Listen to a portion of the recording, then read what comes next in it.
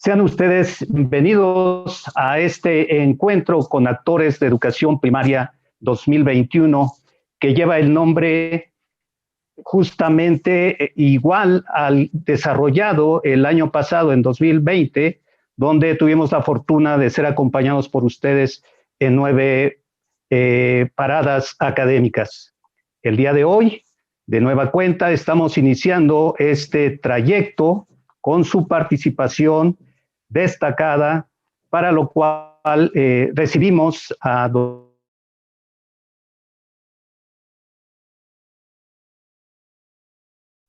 supervisores y autoridades regionales, así como equipos académicos regionales y de las diferentes direcciones generales de educación básica en nuestra entidad.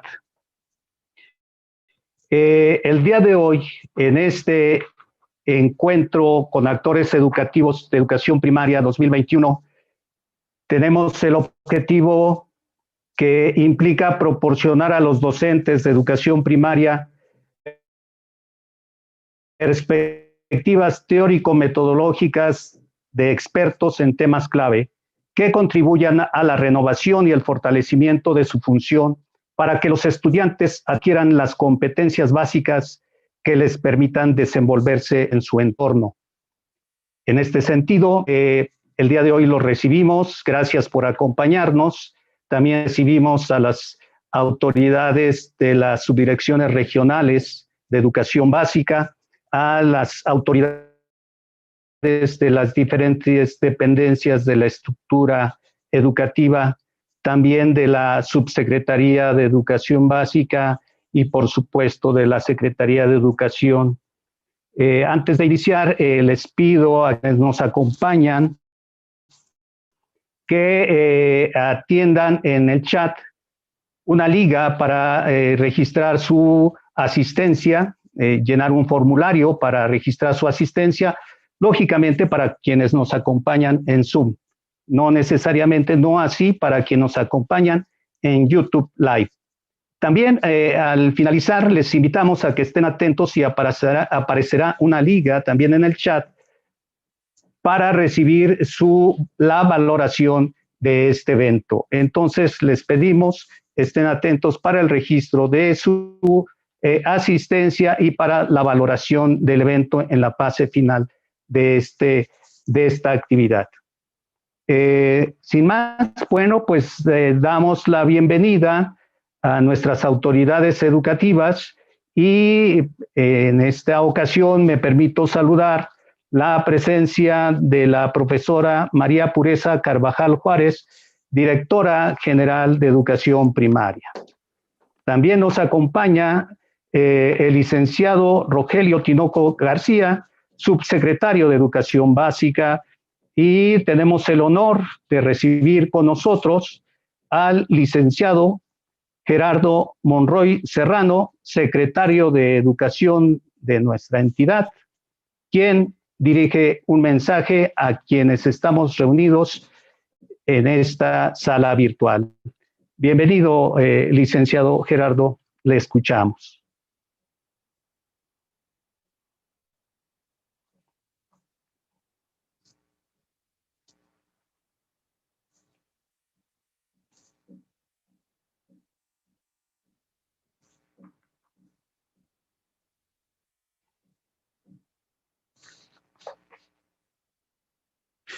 Bien, parece que tenemos problemas de conectividad con el licenciado Gerardo, por lo cual, si nos permiten, invitamos al licenciado Rogelio Tinoco García a que nos pueda enviar un mensaje a los que estamos el día de hoy reunidos.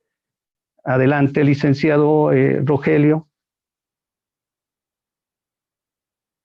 Nada más que no tiene encendido su micrófono.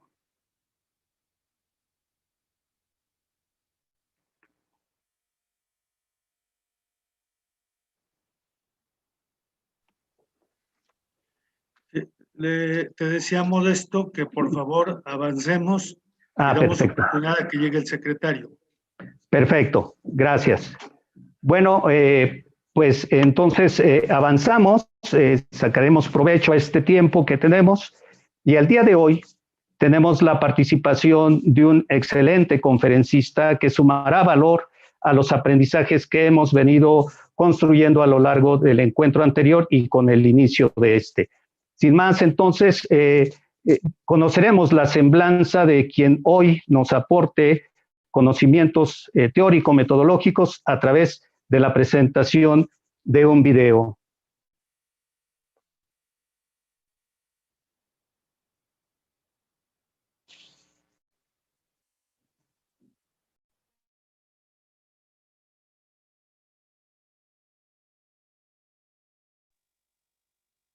Ingeniero Giovanni, le invito a que nos presente el video.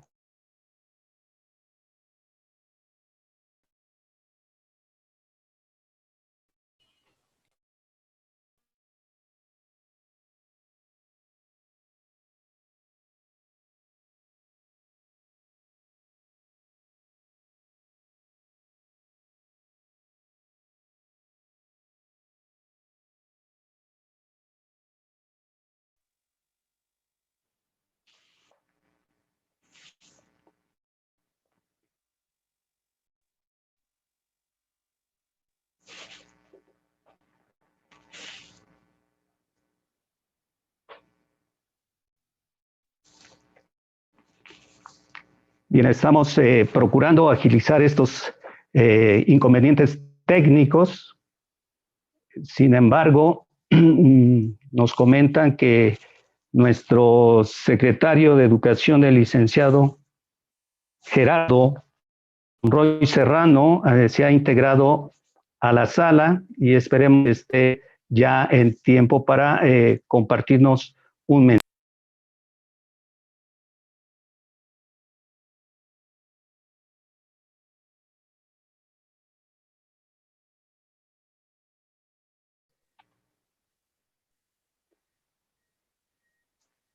Buenos días a todos. Esperamos con mucho gusto. Los abrazo a distancia.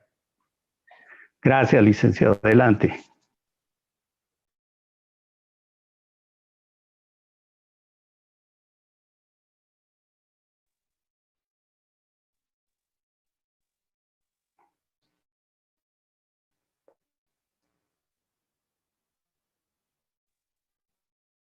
Bien, licenciado Gerardo, el informe estanza de nuestro ponente. Quiero preguntarle si usted participa o si avanza el proyecto que da entrada a la participación del doctor Casani. Secretario, no está prendido su micrófono.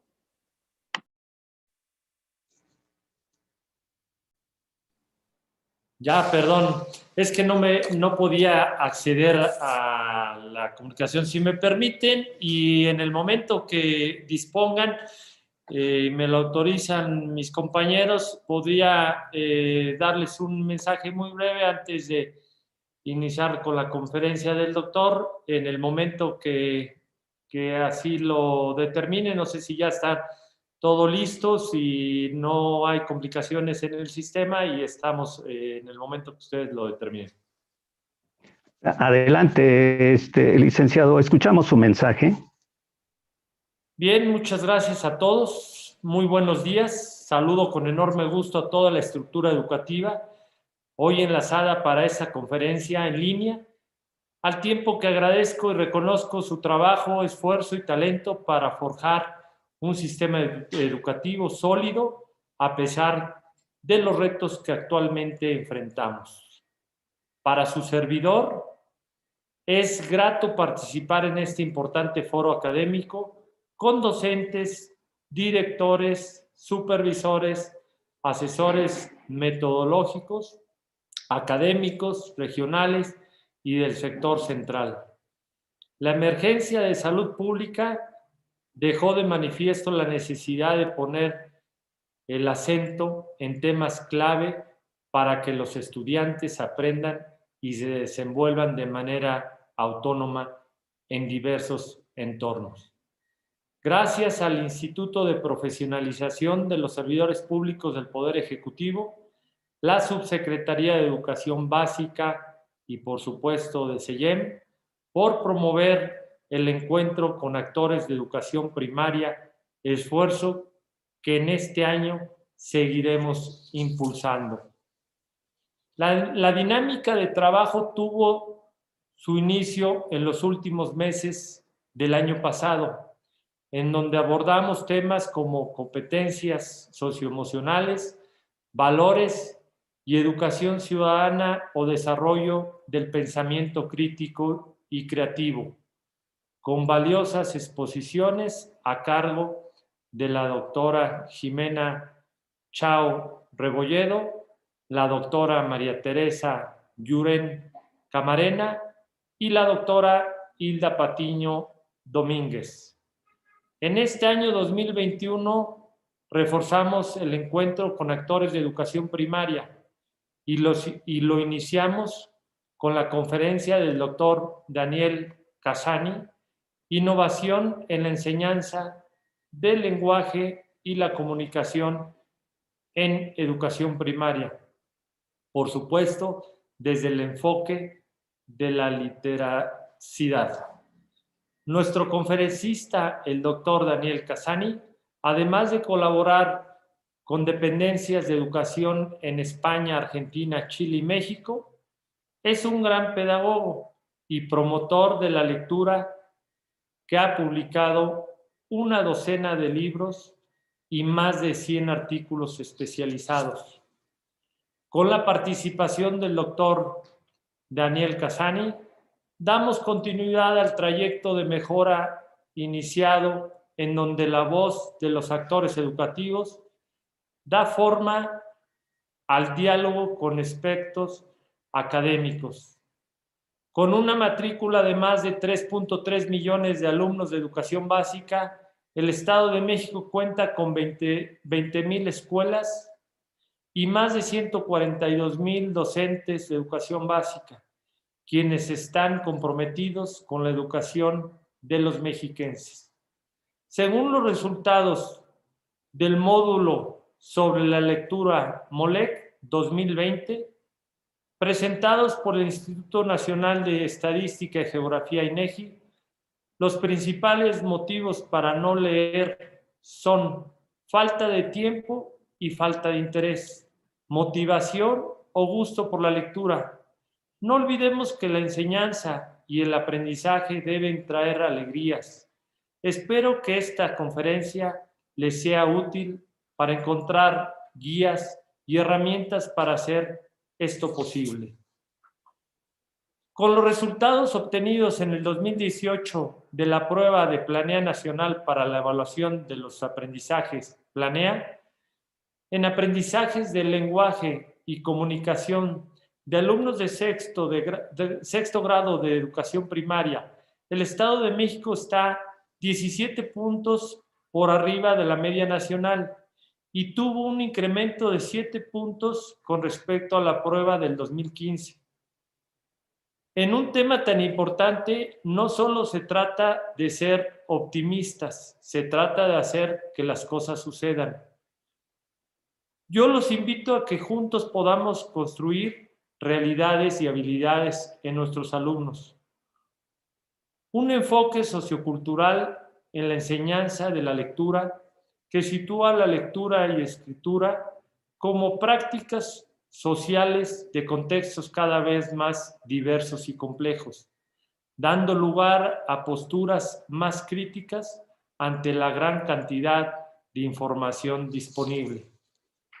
Quiero comentarles que para el gobernador Alfredo del Mazo Maza, la capacitación y la mejora continua son objetivos que nos impulsan a ser mejores como profesionistas y como personas. Al igual que él, busquemos ser propositivos y constructivos todos los días, consiguiendo ser agentes de cambio. Escuchemos con interés la conferencia del doctor Casani sobre la innovación de la enseñanza del lenguaje y la comunicación desde el enfoque de la literacidad. Enhorabuena y muchas gracias.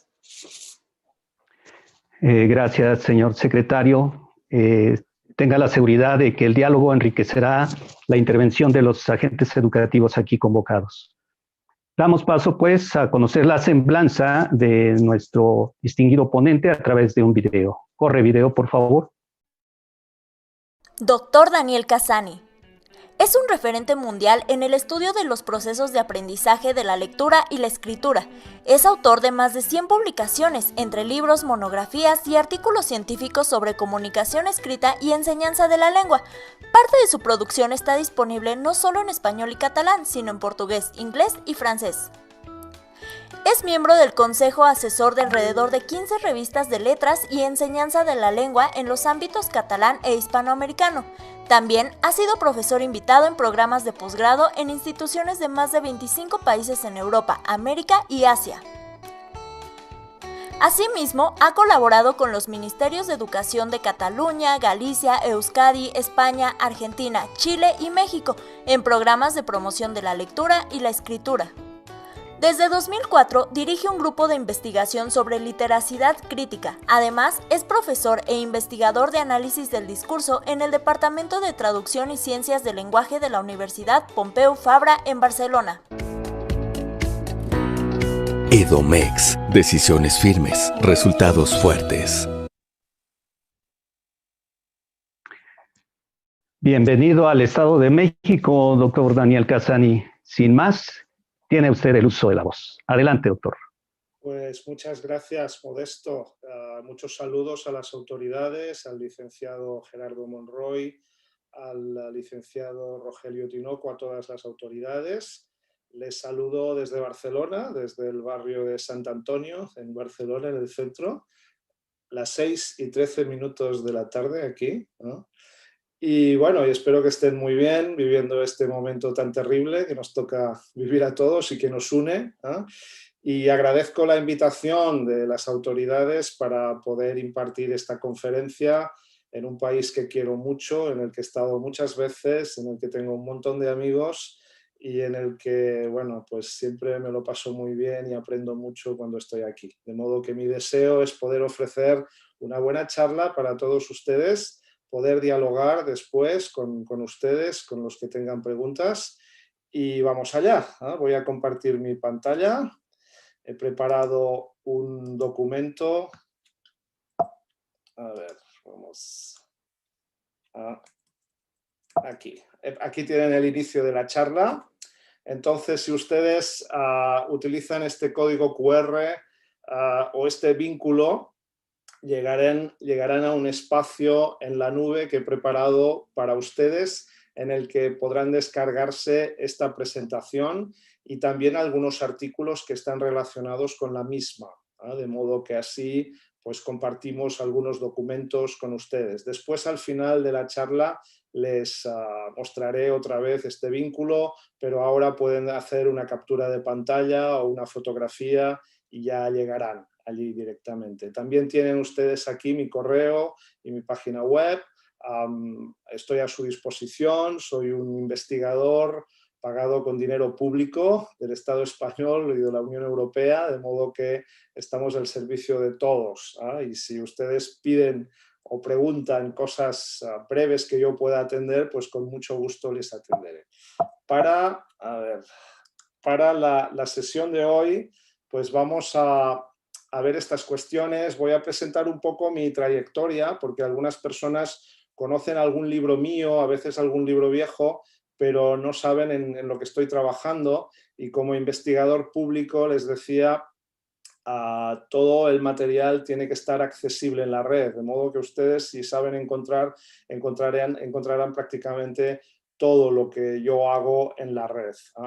Después empezaré ya con el tema de la innovación en la enseñanza. Les explicaré una historia de Le Figaro, de París.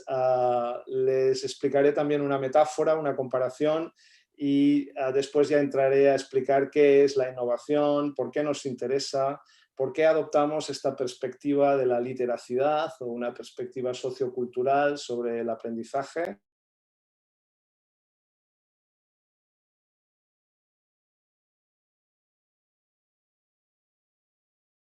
Porque Me escuchan, ¿no? Si no me dicen nada, entiendo que sí, porque me salió un mensaje diciendo que me habían silenciado. Entonces, les decía que voy a darles 2 razones por las que considero que la innovación docente es muy relevante. Hablaremos un poco de quién es el responsable o quién tiene que trabajar en la innovación docente. Les aportaré varios ejemplos y acabaré con un epílogo. De modo que vamos allá. A ver. ¿Por qué la innovación nos interesa? Pues básicamente porque es uno de los motores de mejora en enseñanza más relevantes. La innovación nos permite conectar con nuestros alumnos, con sus necesidades cambiantes. La innovación alimenta la motivación del alumnado, también de los docentes, propone tareas creativas y aprovecha las tecnologías de cada momento, ¿no? De modo que es un instrumento muy interesante para hacer avanzar la enseñanza. Aquí tienen ustedes la página web. Si ustedes buscan mi nombre, Daniel Cassany, en internet, llegarán allí y allí está prácticamente todo. Como investigador público financiado con dinero público, estoy obligado a hacerlo todo público. Sí que hay algunos libros que pertenecen a las editoriales y tienen sus derechos, pero el resto está todo accesible en la red. Aquí tienen ustedes mis proyectos de investigación sobre lectura crítica, sobre la digitalización, sobre el trabajo de los alumnos en Internet. Actualmente estoy trabajando en este proyecto que se titula El vídeo como formato de aprendizaje lingüístico dentro y fuera del instituto. Y lo que estoy estudiando es cómo los alumnos hacen vídeos y aprenden con estos vídeos. Pueden ser vídeos que hacen en su tiempo libre, fuera de la escuela. Por ejemplo, la foto que ustedes ven aquí es un concierto de Pau Donés, el cantante de Jarabe de Palo, de La Flaca. ¿Se acuerdan de la canción? Saben que este cantante falleció de cáncer hace un par de años y antes de hacerlo, pues daba algunos conciertos para recaudar fondos para la lucha contra el cáncer, y en uno de ellos al que asistí me impresionó ver que todo el mundo estaba haciendo vídeos de la actuación de él, ¿no? Entonces estamos en una época en la que el vídeo cada vez es más importante, el vídeo está sustituyendo el texto escrito, y entonces yo creo que empieza a ser relevante trabajar con este formato. Y este es mi último libro que acaba de salir publicado, que se titula El arte de dar clase, según un lingüista, y que ya está disponible en todo el mundo. Aquí tienen pues toda la información. Y vamos allá con la historia. ¿Qué es la innovación docente? Pues bueno, Le Figaro Magazine, que es pues una revista de las más prestigiosas que podemos encontrar en Europa, en Francia, pues explicó esta historia que me gustó mucho. Ya es un poco vieja, pero sigue siendo cierta. Entonces lo hace con un problema de matemáticas, con un problema de matemáticas en el que, bueno, pues nos compara cómo era un problema de matemáticas en distintas épocas de la historia reciente, ¿no? Entonces, en el año 60, por ejemplo, pues el problema era: un campesino vende un saco de papas por 100 pesos, los gastos de producción suben a 3/5 partes del precio de venta, ¿qué beneficio tiene? Así es como se planteaba. Pero en los años 70 cambió y se planteaba de esta manera gracias a la innovación docente. Era la época de la teoría de conjuntos, la época pues ya de empezar a dar más actividad al alumno, ¿no? Y entonces en esta época el mismo problema era: un campesino cambia un conjunto P de papas por un conjunto M de monedas, el cardinal del conjunto M es igual a 100, a cada elemento P perteneciente a M vale 5, dibuja 20 puntos grandes que representen a los elementos del conjunto M. Y seguía, de modo que era el mismo problema, pero formulado de una forma mucho más abstracta. En el año 80 el problema ya se planteaba de otra manera, era la época del trabajo en grupo, en la época de dar la voz a los alumnos. Entonces la pregunta era: un agricultor vende un saco de patatas por 100 pesos, los gastos, no los gestos, los gastos de producción alcanzan los 80 pesos y el beneficio es de 20 pesos, no 20 euros, perdón por los errores. Actividad, subraya la palabra patata y discútela con un compañero. Y finalmente, en el año 90, de modo que sigue siendo un poco viejo, el problema se planteaba de esta manera que ven ustedes, con todas estas faltas de ortografía y de sintaxis. Decía, el tío Anthony, campesino muy burgués, latifundista e intermediario, es el capitalista insolidario que se ha enriquecido con 20 lucas al vender especulando un montón de papas. Analiza el texto y busca las faltas de sintaxis, ortografía, puntuación y luego explica lo que piensas de estos abusos antidemocráticos. Fíjense que además de las graves faltas de ortografía y de sintaxis, pues también se añade una perspectiva crítica, ideológica al problema, ¿no? De modo que pueden ver ustedes cómo se planteaba, cómo se reía, cómo satirizaba la innovación docente Le Figaro Magazine en las décadas pues, 60, 70, 80 y 90. ¿no? Yo creo que podríamos, 30 años después, en el 2021, explicar lo mismo y decir que muchos docentes a veces pues pueden mirar la innovación docente con un cierto recelo o con un cierto rechazo, porque dicen, bueno, están cambiando las palabras, están cambiando literacidad por alfabetismo, y antes de alfabetismo era lectura y escritura, pero las cosas siguen siendo las mismas, ¿no? Entonces, bueno, esta conferencia en parte, además de reírnos un poco, que también es muy sano, lo que pretende es mostrar que no, que la innovación docente no son solo tecnicismos o palabras nuevas, sino que hay de algún modo un fondo que es relevante más allá de las palabras, ¿eh? O sea, utilizamos la palabra literacidad porque es la que parece más apropiada, pero no es tan importante la palabra como lo que hay detrás, como lo que hacemos exactamente en el aula, ¿eh? Entonces, bueno, vamos a ver una metáfora ahora que a mí me gusta mucho hacer siempre entre educación y medicina, ¿eh? Porque yo creo que la educación y la medicina, y lo estamos viendo en esta época de crisis tan grave, pues son probablemente las dos cosas más importantes que tenemos en la sociedad para el futuro. Sin medicina no hay vida, sin educación pues no hay cultura, no hay progreso, no hay bienestar. Entonces, fíjense cómo es el mundo de los médicos, ¿no? En medicina hay investigación, por supuesto, lo estamos viendo cada día hoy en esta época en la que se presentan investigaciones nuevas sobre el coronavirus. Muchos médicos colaboran en la investigación, efectivamente, también es así. Es habitual que los médicos estén muy relacionados con el avance de la medicina, ¿no? ¿Un médico no receta remedios obsoletos? Pues yo creo que no lo aceptaríamos de ningún modo. En cualquier centro de salud hay unos protocolos muy estrictos y se prescriben los tratamientos adecuados. Y si no es así, los médicos van a la cárcel. O sea, son perseguidos y pierden la condición de médico, ¿eh? Y precisamente por esto los médicos tienen reconocimiento social, ¿eh? De modo que a partir de aquí los médicos, aquí ven ustedes una fotografía de la mejor médico de familia del mundo, que estaba supuestamente, es esta mujer que estaba que vive en Valladolid, en España, según un premio determinado.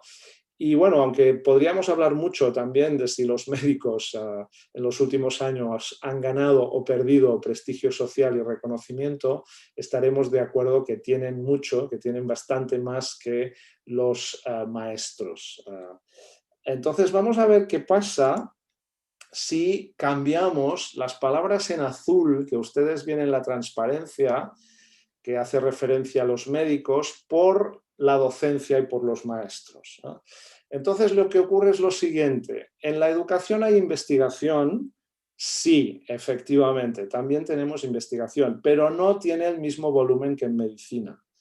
No hay tantas personas implicadas, muchos docentes no colaboran con la investigación todavía, se dedican a hacer sus clases y tienen poca relación. ¿El docente emplea alguna vez técnicas obsoletas? Pues sí, lamentablemente tenemos que decir que sí. Ustedes sabrán en México, yo aquí en España les puedo asegurar que puedes entrar en una escuela y ver que hay algunos maestros que enseñan a escribir con una metodología de hace 20 años. Esto en medicina sería totalmente inaceptable. De hecho, un médico que utilizara estos procedimientos obsoletos pues no tendría que poder ejercer, tendría que perder el título como lo pierden, por ejemplo, los médicos. Yo no deseo que nadie vaya a la cárcel, por supuesto, pero sí que deseo que todos los profesionales asuman sus responsabilidades y una de estas responsabilidades es la actualización. De modo que, por este motivo, pues hay que, de algún modo, asegurarse que la enseñanza utiliza los métodos más actuales. Y finalmente, ¿los docentes tienen reconocimiento? Pues lamentablemente no tenemos el reconocimiento social que yo creo que nos merecemos. Incluso diría que estamos perdiendo, que hemos perdido reconocimiento social en los últimos años. Cuando yo era pequeño, yo creo que las personas importantes en un pueblo, aquí en España, pues eran el alcalde, el cura, el médico y el maestro. Y en cambio ahora, ¿quiénes son las personas importantes de un pueblo en nuestros países? Pues el médico, el alcalde, el director de la sucursal bancaria, el cura yo creo que ya mucho menos, y el docente tampoco, seamos honestos, ¿no? Entonces yo creo que esto en parte es responsabilidad nuestra, ¿no? Y que nosotros somos corresponsables del reconocimiento que tenemos y que en la medida que nos impliquemos más en nuestro trabajo con innovación, pues podemos recuperar el prestigio que nos merecemos, ¿no? Entonces, bueno, ¿qué es innovación? Pues hay muchas maneras de definirlo, pero bueno, las que me gustan más a mí son estas. Es adaptación al cambio. Vivimos en una sociedad cambiante, ahora estamos viviendo una crisis muy grave que nos está haciendo tambalear muchas cosas. Quien sobrevive mejor es el que se adapta mejor, el profesor que se adapta mejor a estos cambios, que es capaz de utilizar Internet para compartir los cambios educativos, para plantear actividades con sus alumnos. Innovación es también incrementar el aprendizaje, es centrarse en el aprendizaje, en lo que los alumnos tienen que aprender, no tanto en lo que hacemos nosotros, los docentes, ¿no? Es ofrecer más oportunidades a los alumnos de aprender, es compromiso social también. Y muy importante, es satisfacción profesional y reconocimiento, ¿no? Es una manera de seguir divirtiéndote después de dar clases durante bastantes años, ¿no?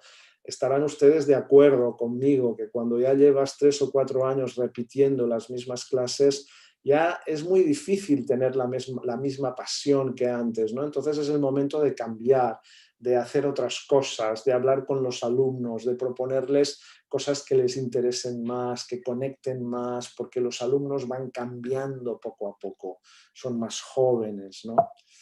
Bueno, ¿por qué nos interesa la innovación docente? Pues vamos a ver 2 grupos de respuestas, ¿eh? Entonces vamos a empezar con la primera, que es la ciencia, pues porque la investigación científica en pedagogía también genera cambios y avances. Tenemos más conocimientos hoy que hace 20 años y es conveniente que enseñemos de acuerdo con estos conocimientos, ¿eh? Entonces, veamos un ejemplo de una tarea clásica de lectura. Les invito a una sesión de lectura de escuela básica. El texto es El escritor Plot-Ro. Lectura. Plot-Ro yo pedrí en el catón, socré un bancote, el graso estaba cantamente liniendo, no lo drinió, una parajocia y un parijoci estaban plinando a mi hendidor, estaban griblando atamente, yo grotí al pari y a la para fotnamente, no grofieron nu platión, na el ini yo no putre licrelo, yo lindre bala, posri fobanamente. Vamos a responder las preguntas para ver si ustedes entendieron el texto. ¿Dónde pedrió el escritor Plot-Ro? Me imagino que muchos de ustedes responderían en el catón. Efectivamente, respuesta correcta. Driñó al graso, y leemos en la segunda línea, no lo driñó, de modo que respondemos, no, no lo driñó. ¿Quién estaba plinando a su hendidor? Nos dice la tercera pregunta.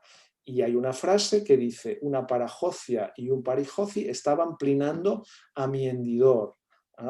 En consecuencia, la respuesta es una parajocia y un parejoci. Y así podríamos seguir con otras preguntas. De modo que ustedes serían capaces de dar la respuesta correcta a todas estas preguntas, pero seguirían sin entender nada del texto. Este es un ejercicio prototípico de la psicología cognitiva para demostrar que lo importante no es responder preguntas acertadamente o no es poder leer en voz alta este texto, sino que lo importante es entender el mensaje, ¿no? Y este ejercicio pues no significa nada porque no es ninguna lengua. Tiene algunos morfemas, algunas palabras del español y parece el español, pero no lo es. No significa nada, ¿no? De modo que el ejercicio que acabamos de realizar no ha servido para nada para fomentar la lectura, ¿no? Es lo que no hay que hacer en clase, ¿no? Vamos a ver cómo aprenden a leer y escribir los niños actualmente. Entonces les presento un ejemplo muy bonito de una estudiante mía, de una antigua estudiante, de una estudiante de doctorado, ¿eh?, de la universidad, llamada Cristina, que durante un tiempo, cuando estaba estudiando, ahora ya es investigadora en una universidad, pues trabajaba lo que en España se llama de canguro. No sé si ustedes entienden en México, sería de cuidadora, de babysitter tendrán otra palabra quizá para referirse a esto, ¿no? Entonces ella, Cristina, entonces tenía pues 23, 24 años, pues una tarde la pasaba con Li Tang, que tenía 4 años, y que es una niña de origen chino, es una niña adoptada, ¿eh?, que los papás adoptaron en China. Los papás son colegas míos en mi universidad, ¿no? Y entonces Li Tang estaba muy triste un jueves por la tarde porque Cristina se marchaba a estudiar al extranjero, se iba a Inglaterra y se pasaría como 3 meses ausente, ¿no? Y entonces era el último día que se veían y Li Tang, cuando llegó Cristina a su casa, pues fue corriendo hacia ella y le entregó esta carta que ustedes ven en la transparencia, que espero que puedan leer bien.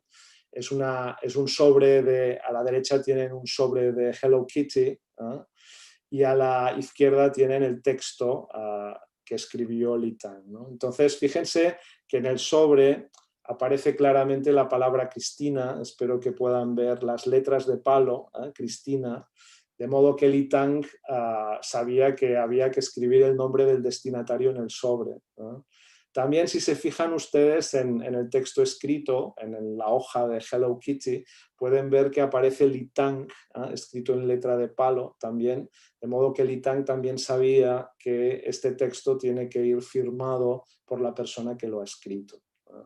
Claro, luego si se fijan en las letras que aparecen, espero que les llegue la imagen con suficiente claridad, pues verán ustedes que no dice nada. O sea, hay letras de palo, una detrás de otra, parece que están escritas de izquierda a derecha y de arriba a abajo. Esto es relevante porque recuerden que Li Tang es china de origen y en China saben que se escribe de derecha a izquierda, de modo que la direccionalidad es distinta.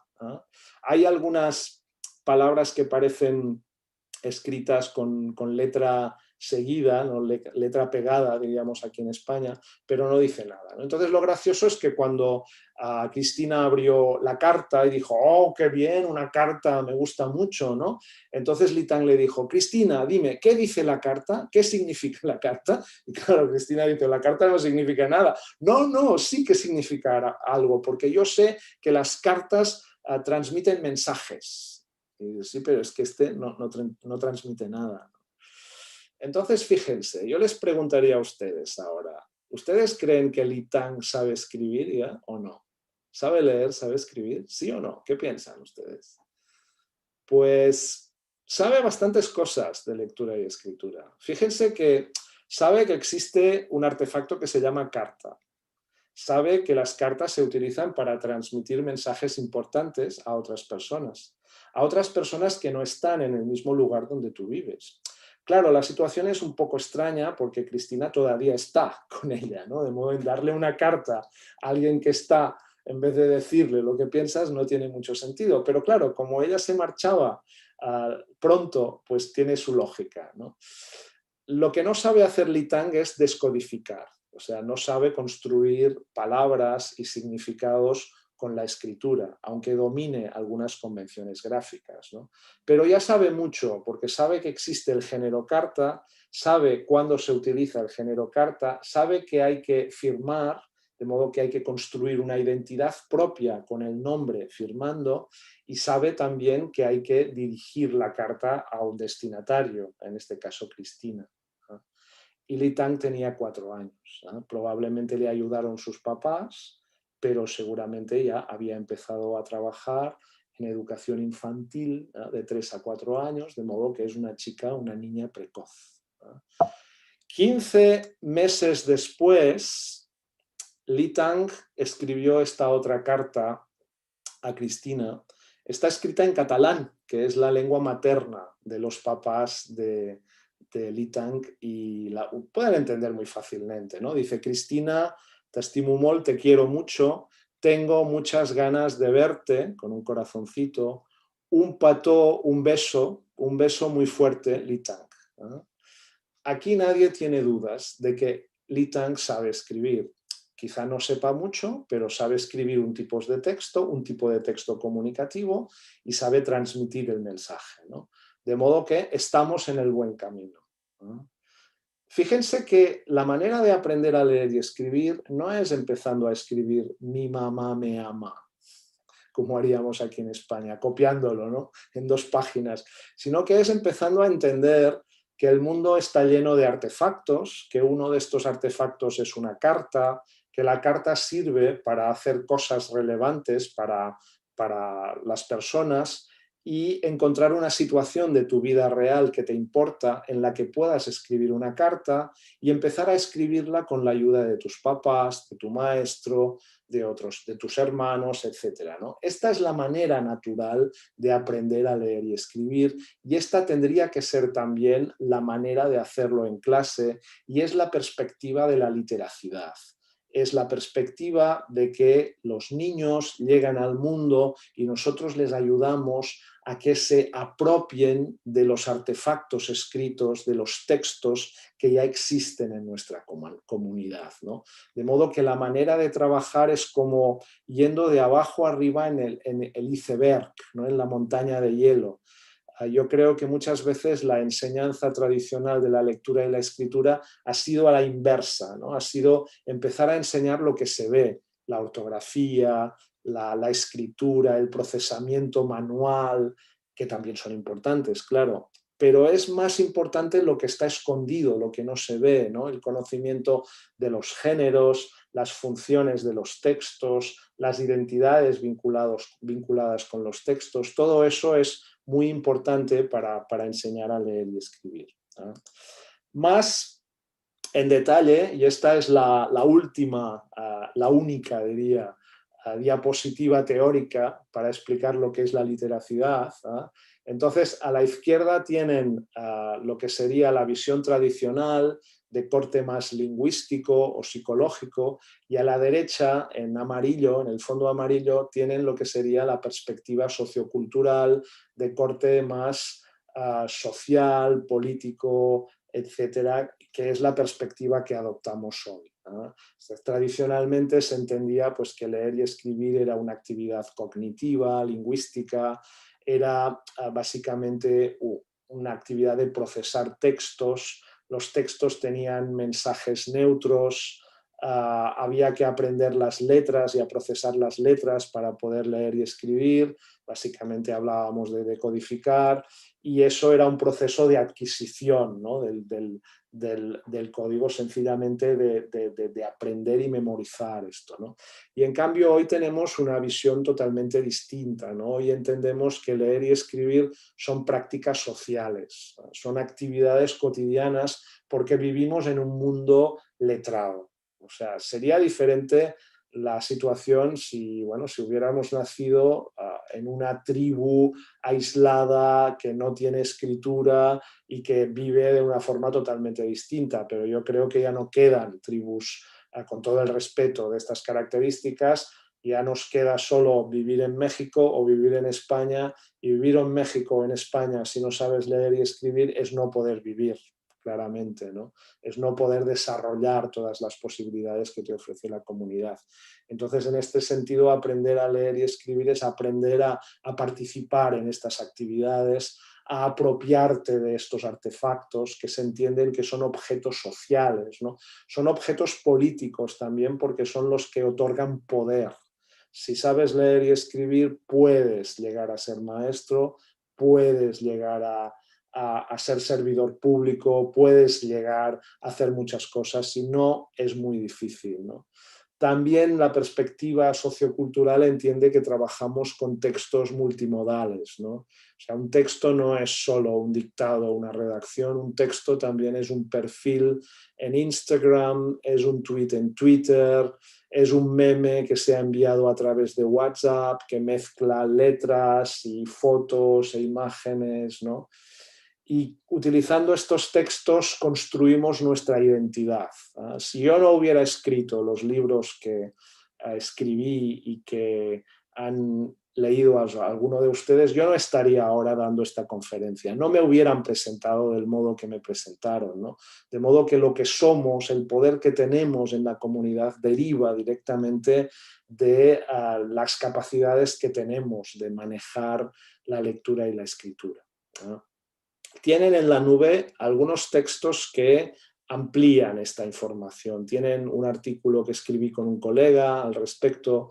Tienen el caso del ITANC explicado de manera divertida en la nube, en un texto divulgativo que escribimos para padres con Cristina, de modo que ustedes pueden ampliar estas perspectivas allá.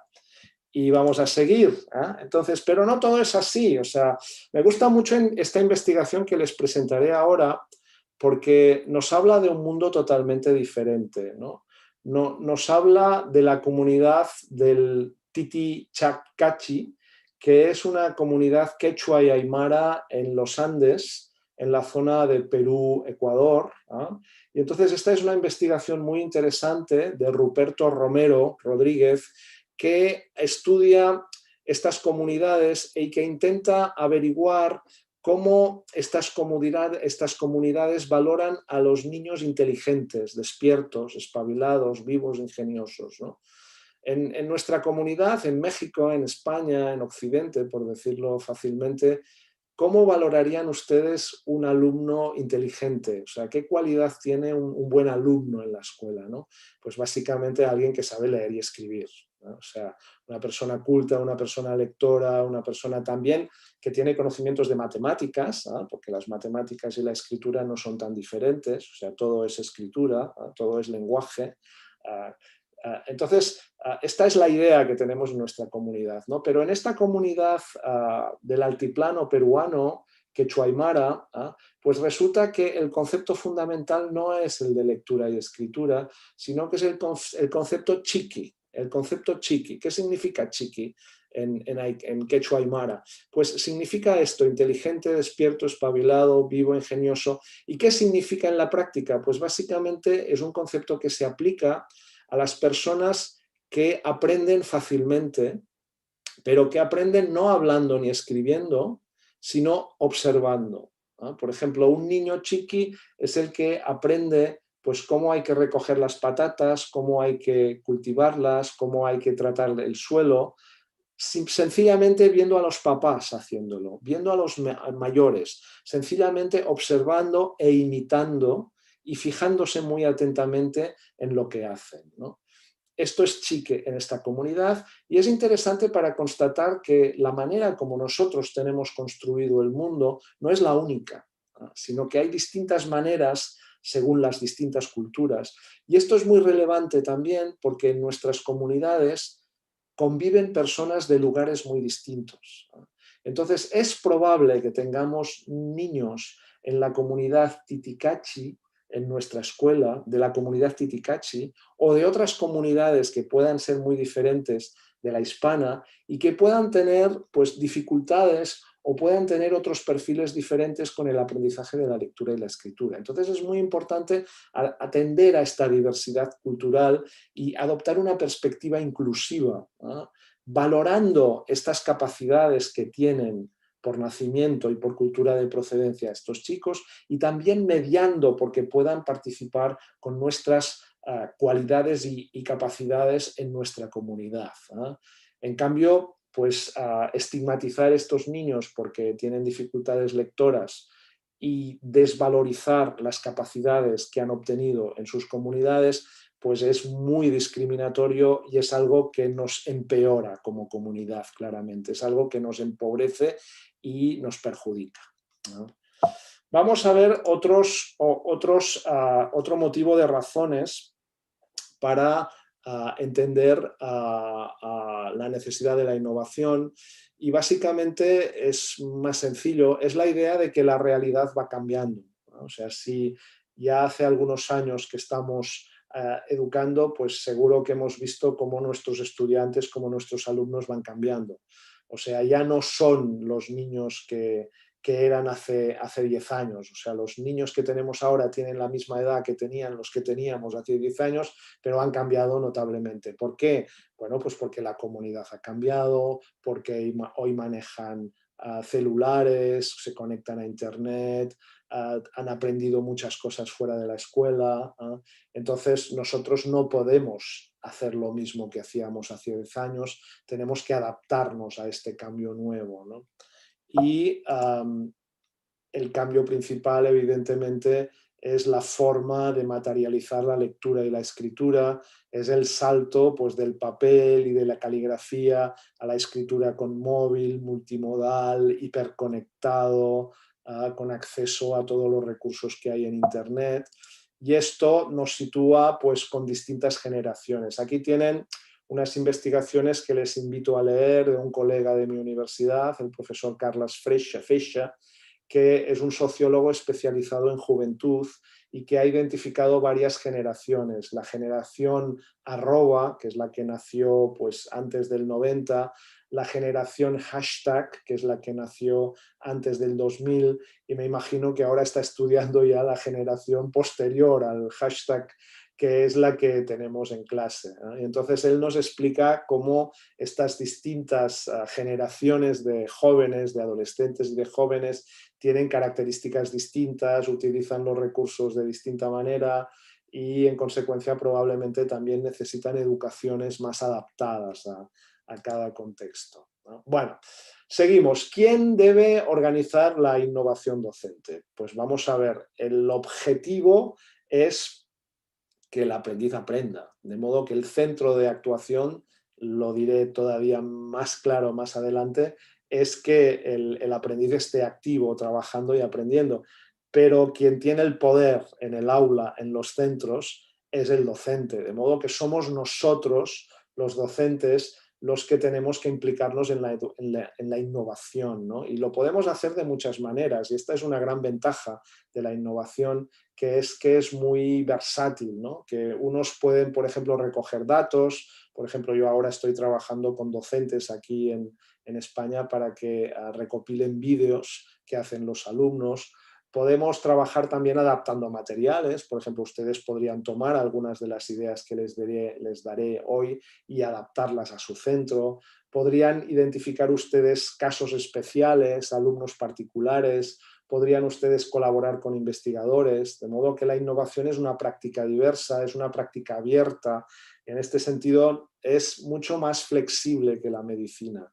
La medicina, la ciencia, saben ustedes que tiene unos protocolos de trabajo muy estrictos, muy exigentes.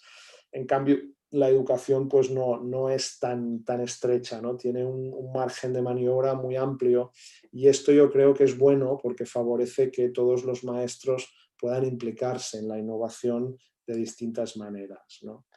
También, por ejemplo, se pueden implementar políticas educativas, ¿no? Por ejemplo, fomentar medidas de estímulo, premios, intercambio, publicaciones. Seguro que en México tienen ustedes premios al mejor docente, al mejor vídeo, a las mejores actividades. Aquí, por ejemplo, el gobierno catalán acaba de lanzar un premio para los alumnos para los mejores vídeos hechos por alumnos dentro de la escuela, ¿no? Precisamente para fomentar el lenguaje oral, la capacidad de expresión oral, ¿no? Pero también yo creo que sería relevante que los maestros nos implicáramos más escribiendo nuestras experiencias en revistas de investigación, en revistas de divulgación, participando en redes sociales con docentes, intercambiando experiencias con nuestros colegas. Muchas veces el docente es un ser muy solitario, ¿no? O sea, nadie entra en el aula del compañero, ¿no? Sentimos vergüenza de que entre alguien, ¿no? Y que nos observe, ¿no?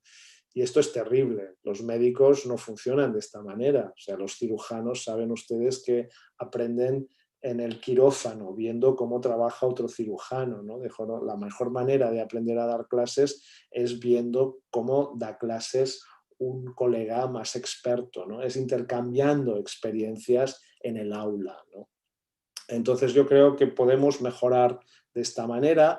Les voy a poner algunos ejemplos, pero hay primero una idea central que, bueno, la he encontrado con este autor norteamericano. No es que sea yo muy favorable a utilizar siempre citas de distintas, menos de Estados Unidos, ¿no? Pero bueno, la idea sería que el aprendiz está en el centro, ¿no?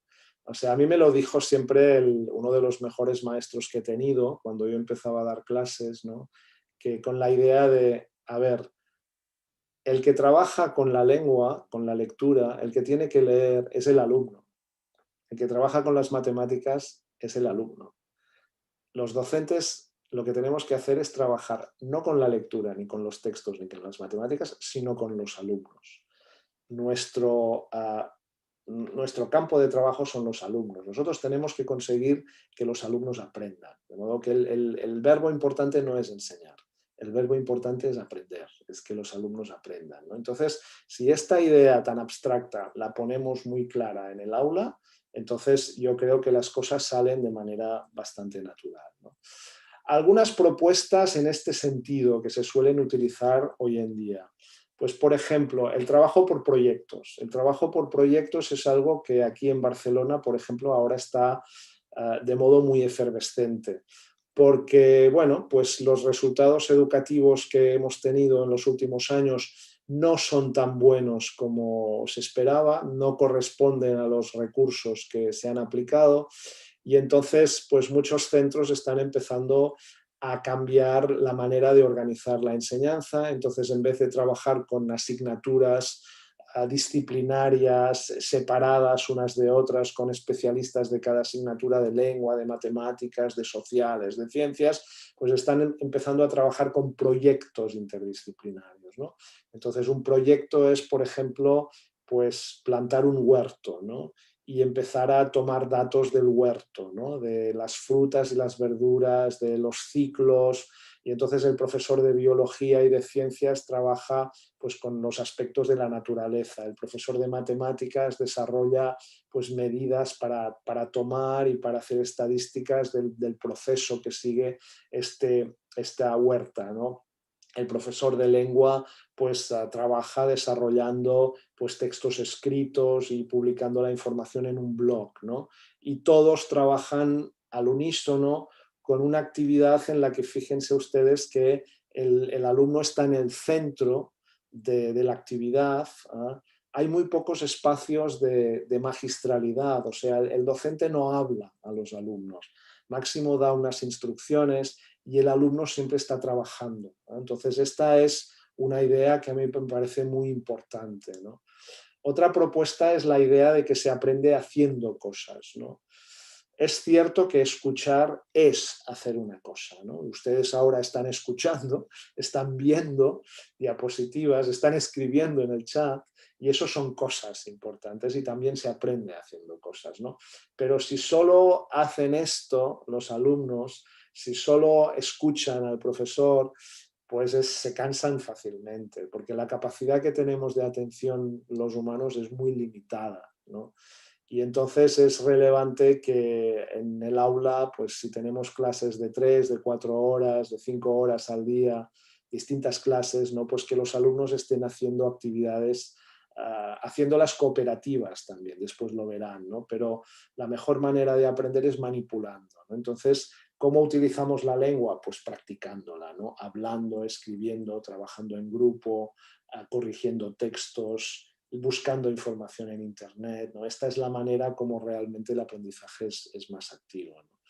Yo les suelo decir a mis estudiantes de formación, porque soy el director de un máster de formación de profesores de secundaria aquí en Barcelona, y yo siempre les digo a mis futuros docentes, ¿no?, que en una clase de 1 hora, ¿no?, si tomamos como medida una clase de 1 hora, pues en mi opinión un profesor, un maestro, tendría que hablar solo 10 minutos.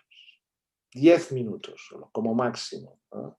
El resto del tiempo, los 50 minutos, son minutos en los que los alumnos tienen que estar haciendo cosas, tienen que estar trabajando en equipo, tienen que estar escribiendo, tienen que estar leyendo por su cuenta, y entonces esto implica que el profesor no puede estar hablando, porque si el profesor habla para que los alumnos los escuchen, entonces el alumno solo se queda 1 hora escuchando. ¿Y ustedes creen que realmente el alumno escucha al profesor? O sea, el alumno hace ver que escucha al profesor, abandona su cuerpo en el aula para que parezca que está siguiendo la clase, pero su mente se ha ido muy lejos haciendo otras cosas. Después regresa, está un rato escuchando, dice, uy, no ha cambiado nada, me voy nuevamente, y se va a aprender muy poco. En una actividad de aula mucho más participativa en la que se hagan cosas, como en esta fotografía, pues los alumnos sin duda aprenden mucho más. Trabajar en grupo es otra idea fundamental. Yo creo que es el gran cambio de la educación de las últimas décadas. O sea, hemos dejado de formar alumnos solos, con muchos conocimientos, con muchas capacidades cognitivas, pero que son incapaces de dialogar, de negociar con su entorno, ¿no? O como mínimo no se los hemos enseñado en la escuela, ¿no? Entonces yo creo que piensen en la clase que tienen ustedes, en el salón de clase. ¿Cómo están los pupitres? ¿Cómo están organizados los pupitres? La foto que ven ahora, que es de una escuela en Madrid, me parece una buena sala para aprender. Los alumnos tienen que estar trabajando en grupos, tienen que estar con los cuadernos abiertos, tienen que estar pues dialogando, ¿no? Esta es la mejor forma, porque los humanos somos hormiguitas, o sea, somos gente social, que cooperamos, que negociamos, no somos tigres aislados que vivimos solos en la selva. Entonces, a partir de aquí, incluir esta perspectiva cooperativa en la educación me parece fundamental, ¿no? También tenemos que aprovechar la tecnología, y bueno, y en estas circunstancias todavía más, ¿no?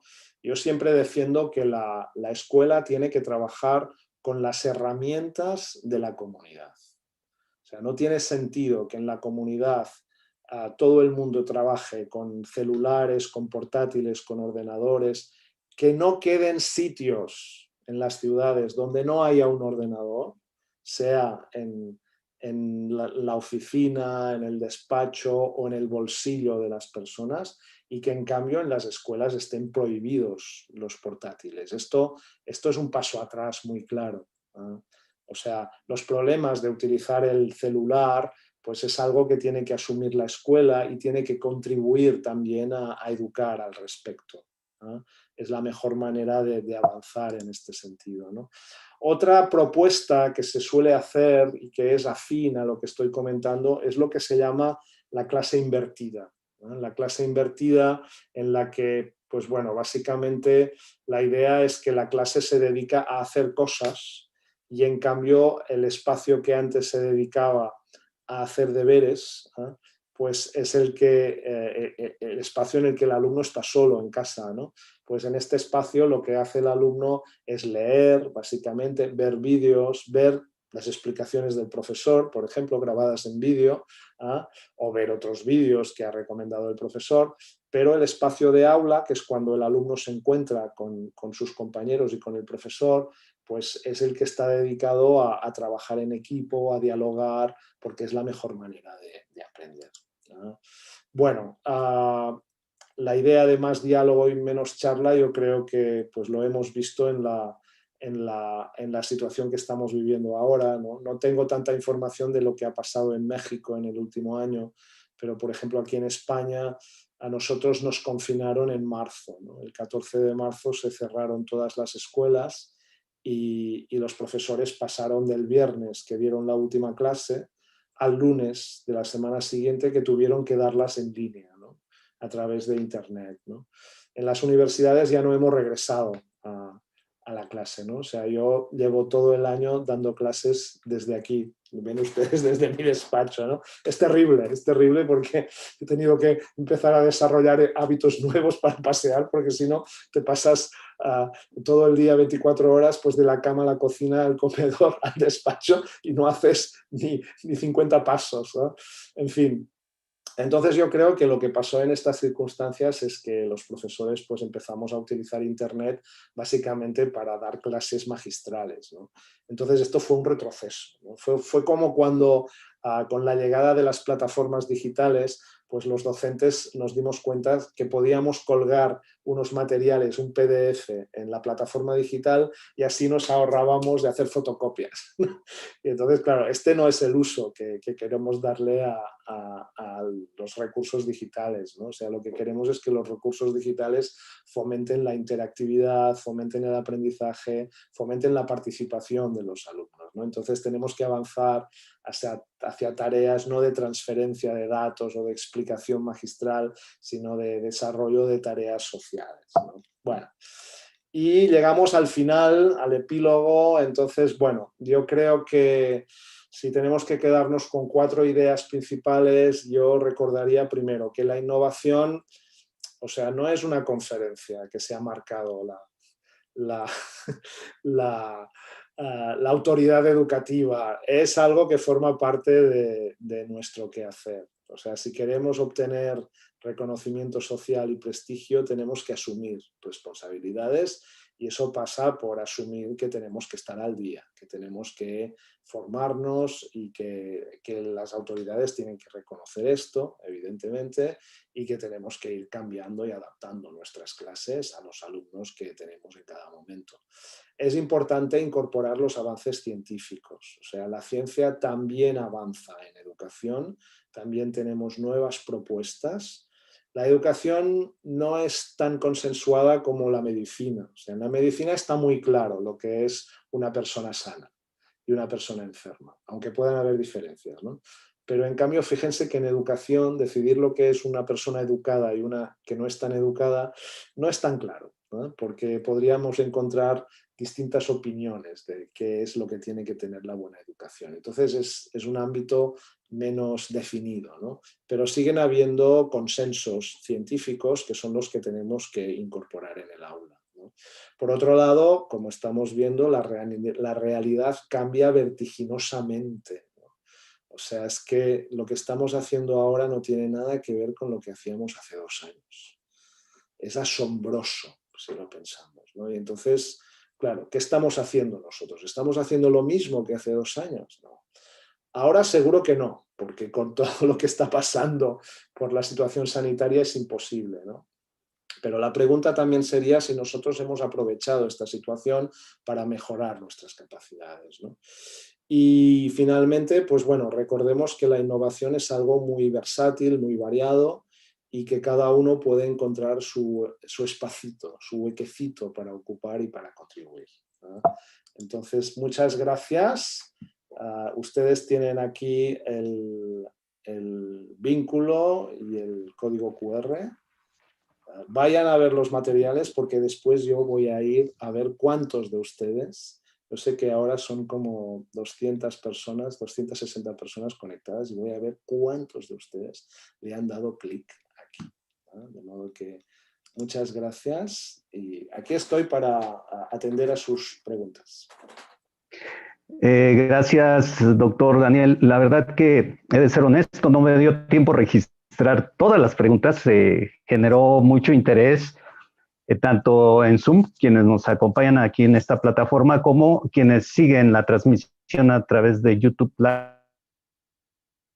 Sin embargo, la verdad es que tengo colaboradores que me están ayudando a tomar las preguntas y acercárselas. Si me permite, entonces, empezamos con un planteamiento que nos hacen desde YouTube Live la compañera Maribel Valero, y que dice: al enfrentar las realidades e innovaciones tecnológicas, se vuelve obligada la siguiente pregunta.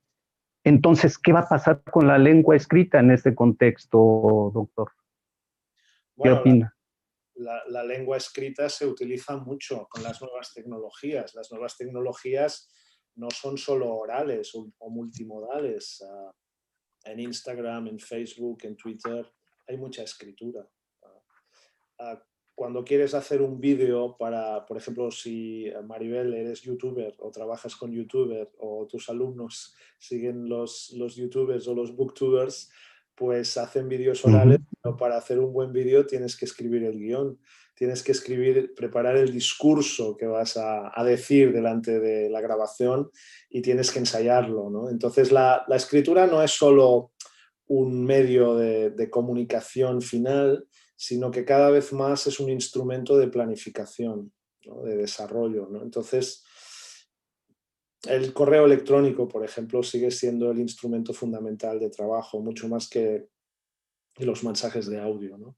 Quizá en el WhatsApp sí, algunas personas prefieren enviar cortes de voz, notas de voz, ¿no? Pero es muy difícil imaginar a una persona con trabajo, desarrollada, etcétera, que no maneje la lectura y la escritura, ¿no? La escritura está cambiando, pero no va a desaparecer de ningún modo.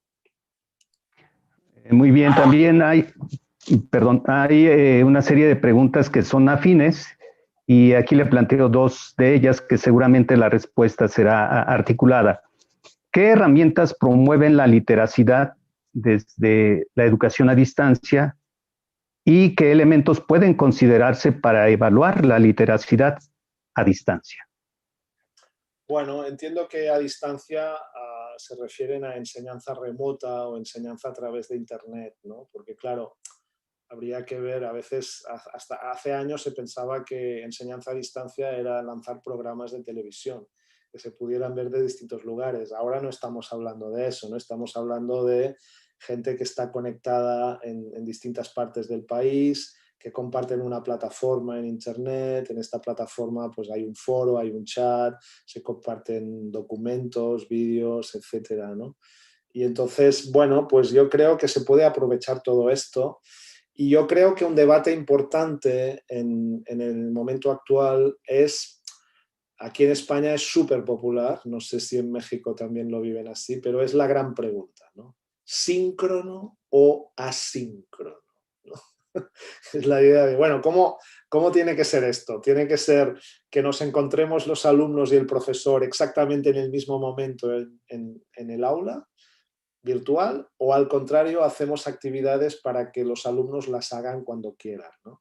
Esta es la duda, ¿no? En México es más complicado porque ustedes tienen distintas franjas horarias. O sea, yo sé que en Sonora son 2 o 3 horas más tarde que en DF, ¿no? Y en Yucatán es probable que tengan otra hora también de diferencia. Entonces, claro, esto añade problemas a la organización, ¿no?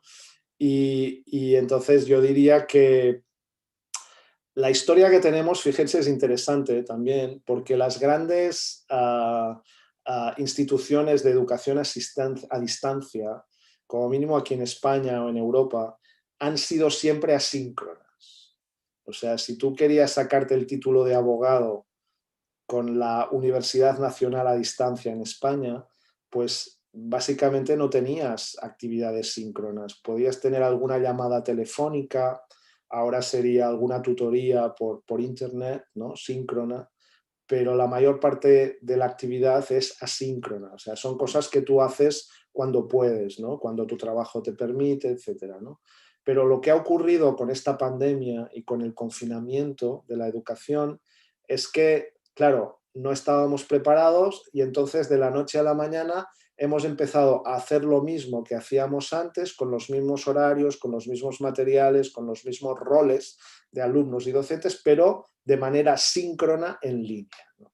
Y claro, esto, o sea, estar 5 horas conectado en la pantalla es insoportable. O sea, vamos a decirlo claro, es insoportable aquí en España y en México y donde sea. O sea, si ya es difícil aguantar una clase, un periodo completo de 5 horas en el aula, pues imagínate pegado a la pantalla. Esto suponiendo que tengas buenas condiciones, porque claro, si estás compartiendo la casa pequeña, en Europa las casas son más pequeñas que en México. En México ustedes tienen casas muy grandes en muchos casos. Aquí pueden estar una familia con 2 niños en un piso, en un apartamento de 70 metros cuadrados y tienen que estar los 2 niños conectados, los papás trabajando y todos al mismo tiempo y no hay espacio. Entonces esto es muy problemático, ¿no? Entonces, hasta ahora no hemos podido decidir cómo queremos hacerlo, ¿no? Pero yo creo que la cuestión es pensar exactamente cómo nos interesa organizar esto, ¿no? Entonces yo creo que el momento de sincronicidad, o sea, excepto una conferencia particular, protocolaria como esta, en que hemos escuchado a las autoridades, que ahora pues una persona muy lejana está hablando con ustedes, está respondiendo a tus preguntas, etcétera, pues yo creo que lo normal es que sea de participación, de diálogo, de debate, o sea, actividades muy participativas. Para dar una exposición es mejor grabar un vídeo y que el alumno lo pueda ver cuando le dé la gana, tantas veces como quiera. Yo es lo que les propongo, o sea, yo te grabo un vídeo y yo lo cuelgo y tú lo miras tantas veces como quieras. Te pongo un foro para opinar y luego hacemos una tutoría síncrona en la que me preguntas y te digo y hablamos, ¿no? Entonces, a la respuesta de Maribel yo le diría, yo creo que hay que explorar cómo queremos aprovechar estas herramientas, pero la idea general sería que todo lo que es transmisivo tiene que ser asíncrono, tienes que dejar al alumno que trabaje por su cuenta y luego la actividad en línea síncrona pues tiene que ser participativa, tienen que ser diálogos, conversaciones, etc. El trabajo en grupo todavía no está muy desarrollado en Internet y se puede hacer, o sea, con Zoom yo podría ahora, bueno, ahora somos muchos, pero la semana pasada que tuve un seminario de 8 horas con 35 alumnos, pues les organicé en grupos, creé 10 grupos de trabajo, estuvieron discutiendo, después hicimos la puesta en común, utilizamos el chat, hablamos un poco. Se puede hacer trabajo en grupo también a distancia. Es más técnico, hay que ensayar antes, es más lento, pero se puede hacer y se aprende. Entonces, ¿cómo se evalúa? Pues yo creo que evidentemente si estás pensando en un examen de los de antes, físico, en el que controlas que el alumno no copie, etcétera, pues bueno, tienes un montón de problemas, que son los que surgieron aquí en España cuando nos confinaron en marzo del año pasado, ¿no? Que es que, bueno, pues los profesores decían, pero ¿cómo sé yo que la persona que veo en la pantalla es la persona? ¿Cómo saben ustedes que yo soy Daniel Cassagne? ¿Porque lo pone escrito debajo? ¿Porque me han visto en alguna foto, en el vídeo antes? No, tienes que sacar el DNI y mostrarlo en pantalla y entonces yo me aseguro que tú eres el alumno y entonces acepto tu examen, ¿no? Y además voy a desarrollar un programa que bloquee tu ordenador a distancia y que impida que tú puedas acceder a Internet para que no puedas buscar las respuestas, y voy a bloquear tu móvil para que no puedas utilizar WhatsApp. Esto es una locura. O sea, esto además infringe las leyes de privacidad de los alumnos. No podemos hacerlo. Entonces hay que cambiar la manera de evaluar. Hay que buscar evaluaciones más formativas, más cualitativas, más basadas en el trabajo que hace el alumno. El alumno puede pedir ayuda del papá o de un hermano mayor para una tarea. Pero si tú haces el seguimiento de todo lo que está haciendo cada día durante 3 meses, es que te das cuenta enseguida de si estás siguiendo o no. Y además estas plataformas digitales traquean todo lo que hace el alumno. Entonces yo a final de curso entro en los datos de la plataforma y un alumno que me dice, yo he trabajado mucho y lo he hecho todo, pero es que he tenido problemas con tal, pero realmente lo he leído todo. Entonces tú entras en el tracking y ves que el alumno no ha entrado nunca, ha entrado 3 veces, no se ha bajado ningún material, no ha visto ningún vídeo. Me estás engañando, chico. O sea, tienes que buscar excusas mejores y que sean más fehacientes. No cuela. Y no quiero ser policía, no me interesa, ¿sabes? Pero bueno, o sea, con sistemas de este tipo yo creo que puede funcionar la educación a distancia. Bien, hay otra relación de preguntas. Entre ellas nos plantea una nuestra compañera Rosa Francisco y dice, ¿cómo pasar de la alfabetización a la literacidad en esta era digital? Y lo relacionan con si se puede lograr una literacidad emergente en esta condición de confinamiento, doctor. Bueno, a ver, la pregunta es como muy conceptual, ¿no? Es dos palabras, ¿no? Alfabetización y literacidad, ¿no? Entonces, yo sé que en México está muy de moda la palabra literacidad, ¿no? Entonces, si dices literacidad eres guay, si dices alfabetización eres antiguo, ¿no? Entonces, claro, la pregunta es muy clara, ¿no? Pero es que el problema es que muchas veces la gente dice una palabra, pero realmente está haciendo cosas que no tienen nada que ver con la palabra, ¿no? Las personas somos muy espabiladas, ¿no? Y entonces decimos, no, nosotros ahora somos diferentes, ya estamos en la literacidad, lo de la alfabetización no nos interesa. Vale, muy bien.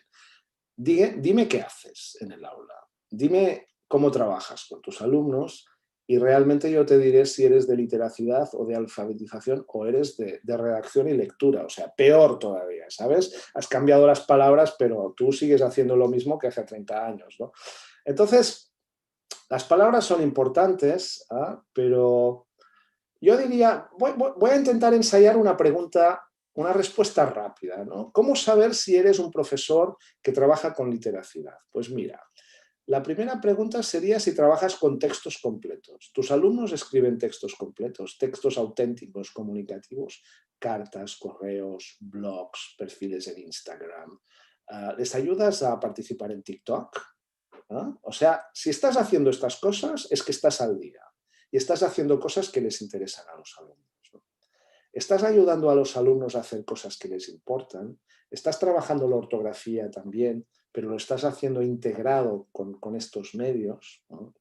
Estás desarrollando la coherencia, por ejemplo, distintos tipos de textos, ¿no? Estás centrándote realmente en la comprensión y en la transmisión de información, le das importancia a la identidad del alumno, a trabajar los temas que le interesan. Yo creo que si estás en esta línea, estás con literacidad. En cambio, si estás trabajando dictados cada día, yo creo que hay muchas posibilidades que todavía no, para ser honesto. Muy buena reflexión. Hay alguien más que nos comparte otra pregunta. Dalia Álvarez dice, ¿existen niveles en la literacidad? ¿Cómo se pueden valorar en tiempos de pandemia? Bueno, esta es una pregunta compleja porque sí que evidentemente hay muchos niveles de lectura y de escritura o de literacidad, y lo vemos cada día, ¿no? Porque nosotros mismos pues vamos pasando y cada vez tenemos más capacidades, ¿no?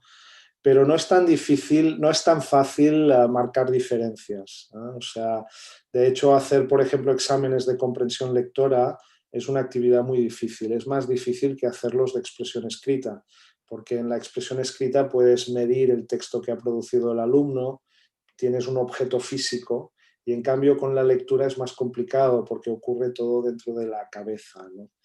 A ver, hay una distinción básica que se habla, por ejemplo, de literacidad literal, literacidad inferencial y literacidad crítica. O básicamente hablar de lo literal, lo inferencial y lo crítico, ¿no? Entonces, lo literal es poder descodificar las palabras según el significado que tienen en el diccionario.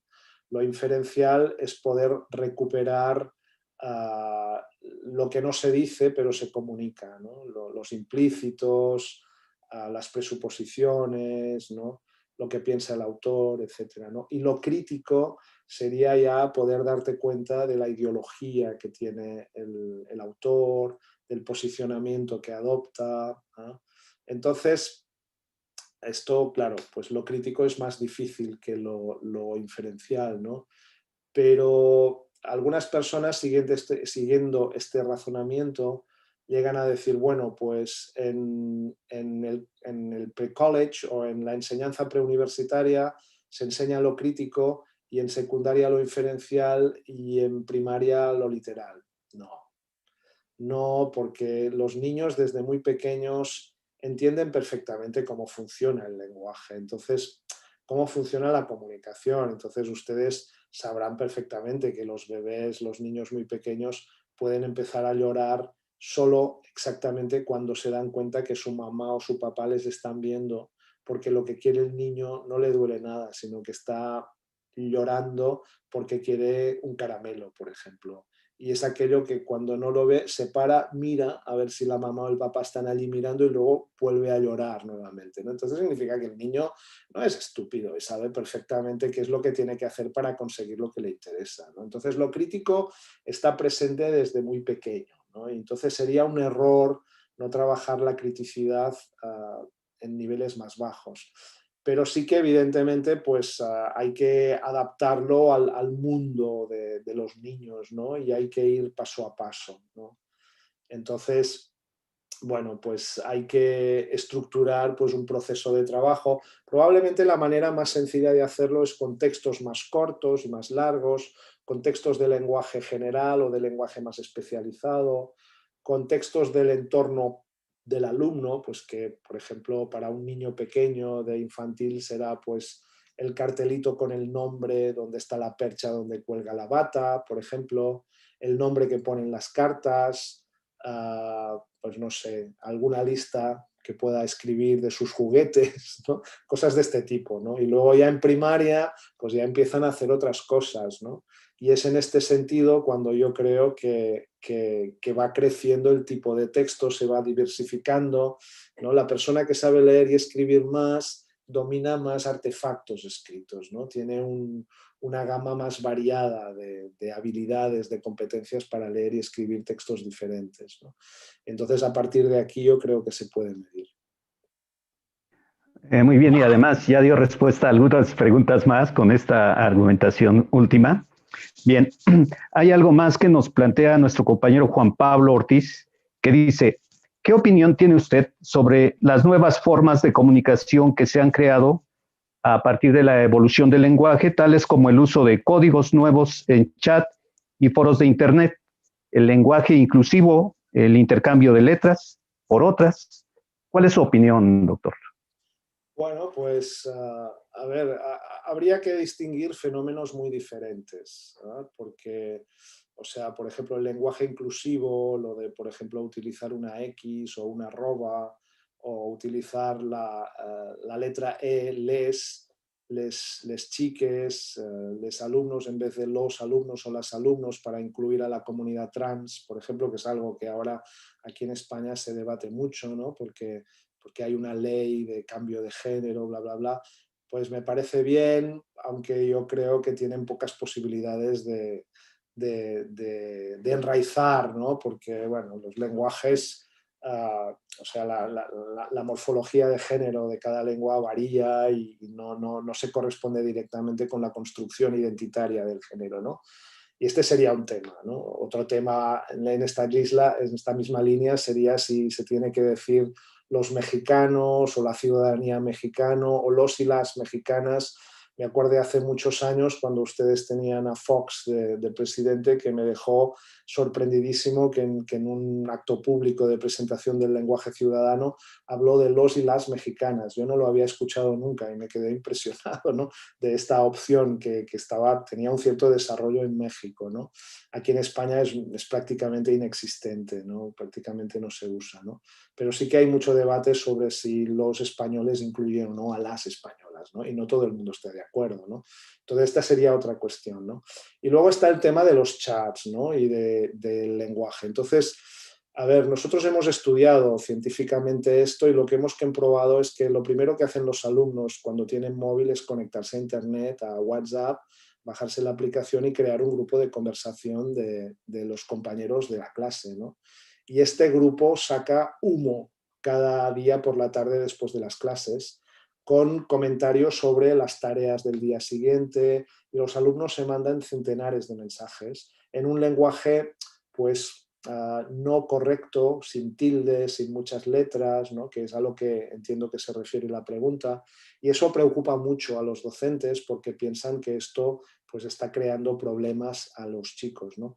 Esto es totalmente falso. O sea, hay investigaciones muy contundentes que demuestran que todo lo contrario. O sea, si ayudan es a desarrollar más las habilidades de escritura. Los chicos distinguen perfectamente cuando se ponen unos destroyed jeans, ¿no? unos pantalones rotos premeditadamente para irse a una discoteca a levantar, creo que lo he dicho bien, ¿no?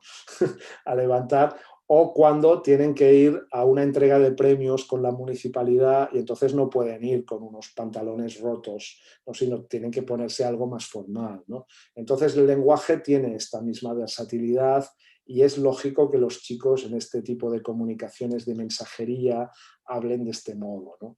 Los datos que nosotros encontramos es que los chats favorecían mucho el desarrollo de la dinámica de aula, eran positivos, de modo que yo lo que les recomendaría es que dejen que los alumnos tengan su grupo de chat, que les animen a tenerlo, que ustedes como docentes no participen en este grupo del chat. O sea, si ustedes piden participar y los alumnos le aceptan, lo que harán los alumnos será crear otro grupo de chat donde no estén ustedes para hablar de ustedes. Entonces, no, lo mejor es dejarles a ellos con su grupo de chat y tú estar en contacto con un alumno, que es lo que hago yo. Por ejemplo, yo estoy en contacto con un alumno, el alumno tiene mi móvil y me puede escribir si hay algún problema y actúa de portavoz con el grupo, ¿no? Pero ellos en su grupo pueden hablar de lo que quieran, ¿no?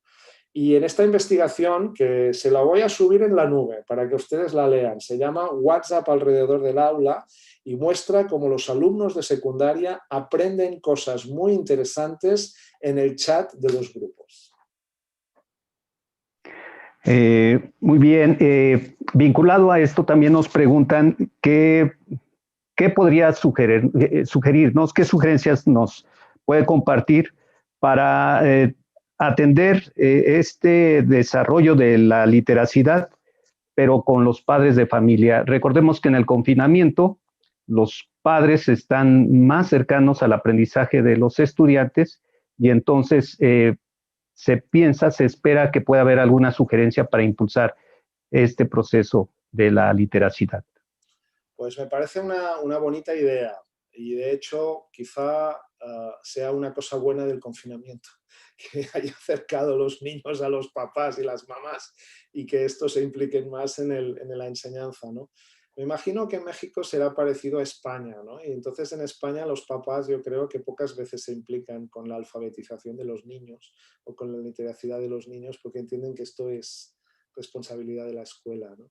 En cambio, en otros países funciona de otro modo. Por ejemplo, en el mundo eslavo es muy asombroso, ¿no? En Rusia, en Polonia, en estos países, la gente piensa que enseñar el abecedario y a leer y escribir es responsabilidad de la familia, porque quizá la primera escuela llega un poco más tarde y entonces las familias siempre se enorgullecen y lo explican a los amigos de mira, mi hija Lyudmila ya sabe leer y escribir, ya conoce el bukbar, ¿no? El bukbar eslavo, ¿no? Con caracteres cirílicos, ¿no? Entonces esto es para mostrar que las cosas podrían ser de otra manera, ¿no? Y entonces yo creo que la idea de implicar a las familias en el trabajo de alfabetización es muy interesante y un ámbito en el que hay trabajos interesantes es en el ámbito de la lectura y la biblioteca. Por ejemplo, hay bastantes iniciativas de trabajo con bibliotecas escolares, con bibliotecas infantiles o juveniles, en las que los papás se implican, pues fomentando que sus hijos lean, que participen en clubes de lectura virtuales, ¿no? También hay programas muy interesantes de lectura en parejas que también implican a las familias, ¿no? Entonces, los resultados de estas investigaciones dicen que las familias que participan desarrollan una relación distinta con sus hijos, ¿no? Y están contentos, papás y mamás, porque se conocen mejor a sus hijos, ¿no? Pueden hacer cosas distintas con los hijos que también les enriquecen, ¿no? en la relación mutua que tienen, ¿no? Y básicamente la actividad es participar en la lectura y la escritura. O sea, sabemos de hace bastante tiempo que, por ejemplo, un niño al que le leen cuentos antes de acostarse por la noche, el papá o la mamá, va a tener muchas más posibilidades de ser un buen lector cuando sea mayor. Esto es así de claro, ¿eh? Entonces, que los papás se impliquen en algunos, no tiene que ser tampoco tanto, ¿no? Y no tiene que ser lo de solucionar los deberes para que el niño lo haga bien, porque luego ya los profesores desconfían tanto que ya no aceptan los trabajos que hacen los alumnos en su casa porque sospechan que lo han hecho los padres y no los hijos, ¿no? Sino me refiero a más actividades que tengan formación per se, ¿no? Por ejemplo, compartir un cuento, que te cuente tu niño, tu hijo, tu hija, cómo ha entendido esta serie de televisión, hablar con ellos de lo que leen, de lo que ven, pues todo este tipo de prácticas yo creo que son muy relevantes para la educación en literacidad de los hijos. Bien, y bueno, voy a plantearle la última pregunta y después de ella agradeceríamos que nos haga un redondeo a partir de esta serie de preguntas que le hemos acercado para culminar esta charla, doctor. La pregunta es, ¿qué herramientas tecnológicas coadyuvan al desarrollo de la literacidad en sus 3 niveles?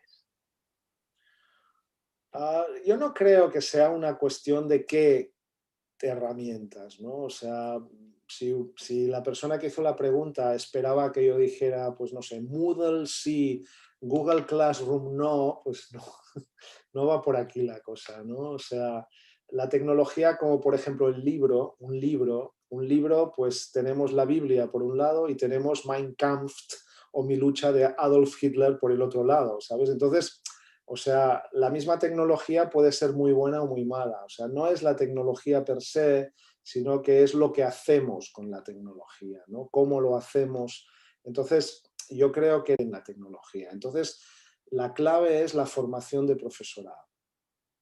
La clave es que los docentes, que son los mediadores, tengan esta capacidad de utilizar de manera más adecuada, ¿no? Entonces, en este sentido, yo creo que las tecnologías que fomentan la interacción, que facilitan el intercambio de ideas, facilitan pues, que los alumnos colaboren, se comuniquen efectivamente entre sí, sea WhatsApp, sea una conversación en vídeo, sea el trabajo en grupo por Zoom, sea, pues no sé, compartir un foro por internet, pues estas herramientas son las que funcionan bien. En cambio, pues las herramientas que aíslan al alumno, que fomentan la magistralidad, pues yo creo que no van en esta línea, ¿no?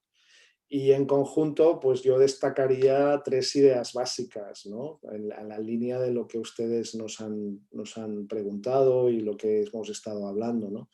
Que la innovación es una gran oportunidad para hacer avanzar la educación, pero también para de algún modo mejorar en nuestra satisfacción, sentirnos más satisfechos del trabajo que hacemos, ¿no?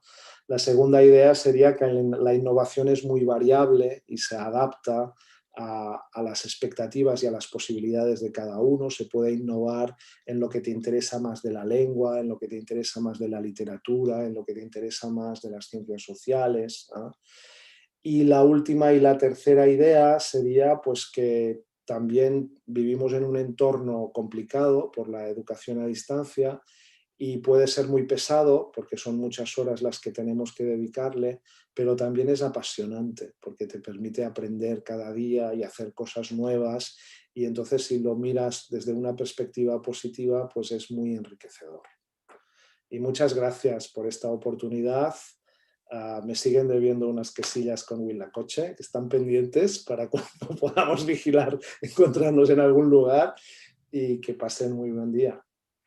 Gracias, doctor, y seguramente que está la invitación abierta, todo el Estado de México, al menos el Estado de México, está aquí presto para recibirle.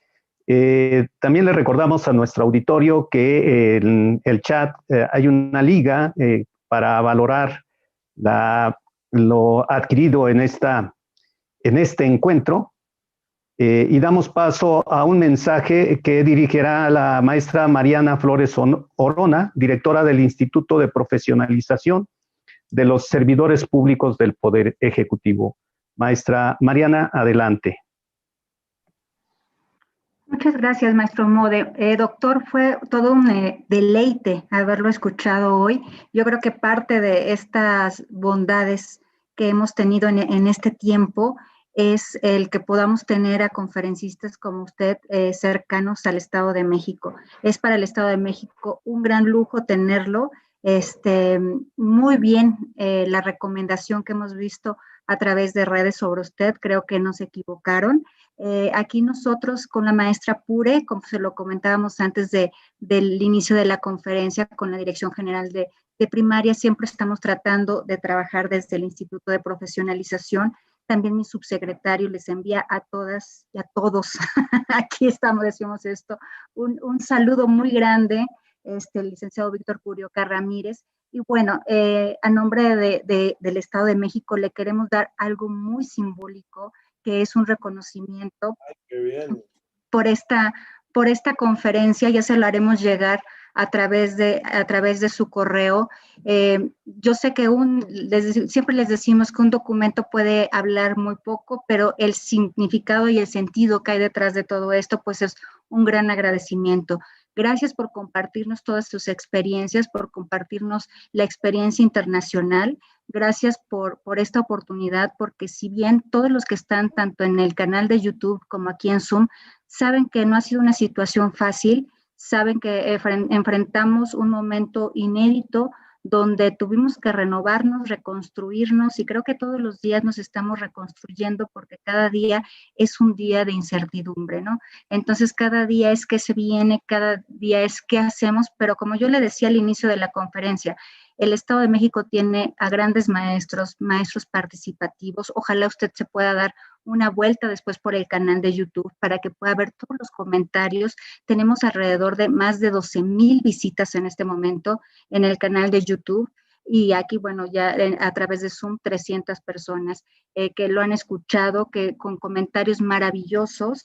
Creo que esta conferencia nos deja mucha riqueza, tanto a los padres de familia como a los maestros, porque este tema sí trasciende al maestro, porque hoy un padre de familia, siempre lo comentamos, un padre de familia con escolaridad básica, que tenga que enseñar, que tenga que introducir a sus hijos al lenguaje y a la escritura, bueno, pues es todo un reto, doctor. Y bueno, gracias aquí por estos consejos, porque también habrá algún padre de familia que entre al canal y que pueda ver que la escritura y la lectura son a través de la funcionalidad de lo que nos rodea, a través de la socialización de lo que nos rodea, y bueno, nos da en verdad varias herramientas esta conferencia. A nombre de la maestra Pure, no sé si ella quiera agregar un mensaje, le agradecemos mucho esta participación, y de todo corazón, el día que usted quiera, le invitamos las quesadillas de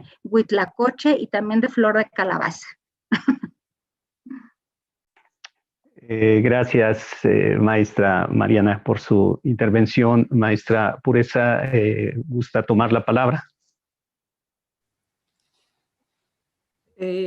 Bueno, buenas tardes a todos. Solamente agradecer la presencia de todos ustedes, y esperamos que toda esta riqueza de las aportaciones que nos ha dejado hoy la conferencia del doctor Casani, pues las podamos poner en práctica, justo para innovar nuestra práctica docente, nuestra función, y esto con el propósito de que los estudiantes que están en nuestras aulas aprendan para la vida, tengan herramientas para ese aprendizaje autónomo que ahora, como decimos, por la situación de confinamiento es muy complicado, pero justo ahí está la tarea, la función y la riqueza de la participación, de la intervención de los docentes y de cada uno de nosotros. Muchas gracias a todos. Muchas gracias, maestra Mariana, por este apoyo para hacer posible esta conferencia. Y por supuesto, muchísimas gracias al doctor Daniel Casani. Acá estamos y pues ya nos apalabramos de que cuando esta pandemia rebase y podamos realmente tener acercamiento, el doctor Casani pues estará con nosotros. Muchas gracias a todos. Está con nosotros el licenciado Tinoco, también subsecretario muchas gracias por su apoyo, por su acompañamiento en todo este proceso de formación continua para los docentes de educación primaria. Gracias, maestra Pureza, gracias a todas por estar aquí compartiendo este espacio académico. En tanto un encuentro tendrá continuidad, ya les estaremos enviando la liga para su registro y seguramente esta invitación a innovar, a reflexionar, tendrá efecto en la práctica de cada una y cada uno de nosotros en bien del aprendizaje y de la formación de los estudiantes. Reciban todos un abrazo a distancia, cuídense, que tengan buena salud y nos estamos encontrando en las siguientes semanas. Reciban un abrazo, gracias por su participación. Un abrazo a distancia, doctor Casani. Buena tarde.